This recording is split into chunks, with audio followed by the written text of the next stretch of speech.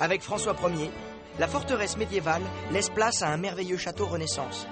Symbole des temps nouveaux, le vieux donjon du Louvre est abattu et signe la fin du Moyen-Âge. En effet, l'architecte Pierre Lescot construit la demi-aile sud, qui marque vraiment l'arrivée du style Renaissance à Paris. Voyez ces 3 avant-corps, ces colonnes qui encadrent les portes, ces statues et ces fenêtres typiques, au fronton arrondi ou triangulaire. François Ier, amateur d'art, n'a pas oublié son propre confort. Il s'est installé à un logis royal dans cette aile sud, avec des cuisines, de beaux logements et une sorte de cour de tennis, qu'on appelle alors jeu de paume, parce qu'on n'a pas encore de raquettes. Mais l'histoire ne retient pas cela. Elle préfère s'attacher au testament artistique de la Renaissance que nous laisse François Ier. Il meurt trop vite pour en profiter et ne verra jamais la fin des travaux entrepris.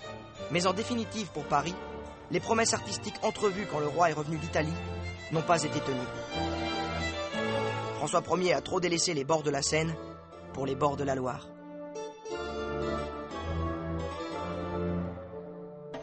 La fameuse Joconde qu'il a rapportée de voyage va voyager dès lors de château en château et changer d'adresse au fil des siècles.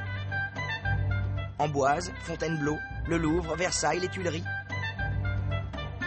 Avant de revenir définitivement au Louvre, mais en 1804.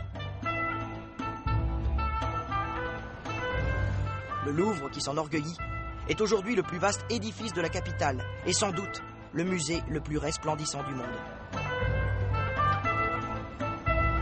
Eh bien, tout cela a commencé avec François Ier.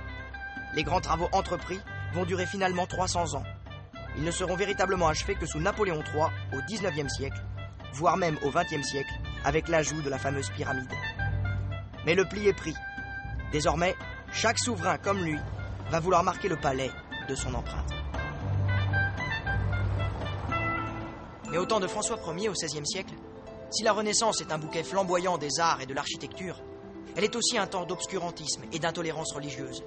Le dimanche 24 août 1572, jour de la Saint-Barthélemy, les gentilshommes protestants, hôtes du nouveau roi Charles IX, sont conduits dans la cour du Louvre. Certains s'échappent, d'autres n'ont pas cette chance. Charles IX a succédé à François Ier, et l'un de ses principaux conseillers est protestant. À l'époque, la noblesse se déchire et les oppositions entre catholiques et protestants grandissent. Catherine de Médicis, la mère du roi, est jalouse de l'influence du conseiller protestant sur son fils. Elle projette son assassinat. Mais la tentative rate.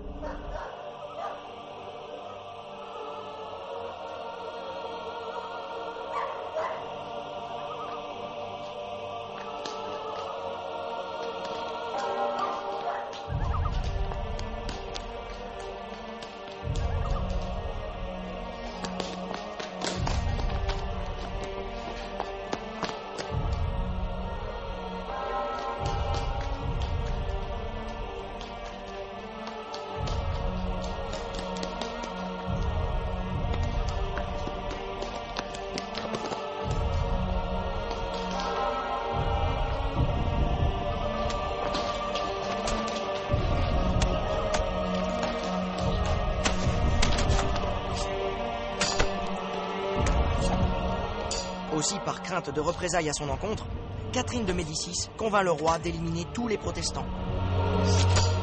Le peuple catholique de Paris se lance dans l'horreur. Et chacun massacre son protestant, homme, femme ou enfant.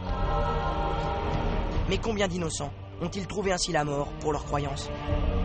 Les estimations sont difficiles, mais les historiens s'accordent généralement sur le nombre de 3000 victimes.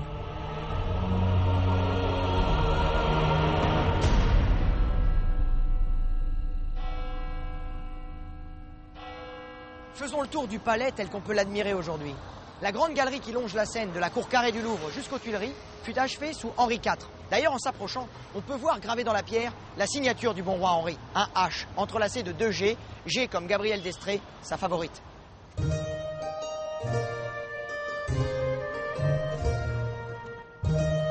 Sous Louis XIII, on frappe ici la monnaie des rois, les fameux louis d'or. Et savez-vous qu'au premier étage, Henri IV organise des chasses aux renards pour initier ses fils à la chasse à courre.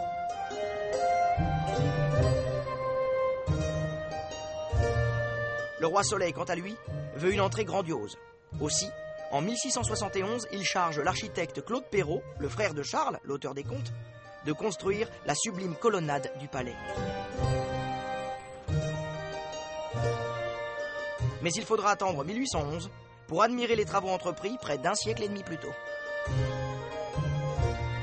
Hélas, à partir du guichet du carrousel et jusqu'au pavillon de Flore, le bâtiment que nous avons sous les yeux est une reconstitution du 19e siècle, l'antique édifice ayant disparu des suites d'un glissement de terrain. D'ailleurs, en s'approchant, on peut constater que les N de Napoléon III ont remplacé les H d'Henri.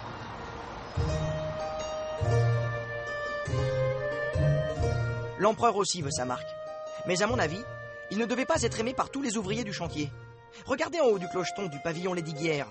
Le N est à l'envers. Alors ça, si c'est pas une manière de renverser le pouvoir impérial.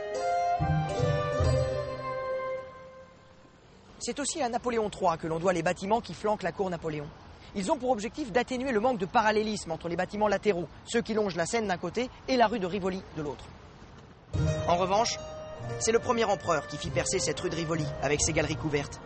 Quelle bonne idée! Il crée la mode d'un 19e siècle, amateur de passage, offert à la flânerie des Parisiens. On lui doit donc les bâtiments du Louvre jusqu'au guichet de Rohan, et côté pyramide, les abeilles de Napoléon Ier nous rappellent toujours le commanditaire des travaux. Côté rue de Rivoli, les maréchaux d'Empire observent impassiblement le balai des voitures qui traversent Paris d'est en ouest.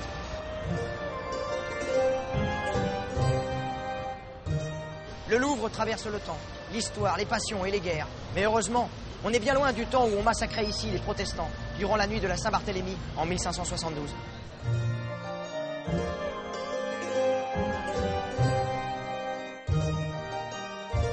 Après pas loin de 40 ans de guerre civile opposant catholiques et protestants, le XVIe siècle réussit à s'achever dans la Concorde.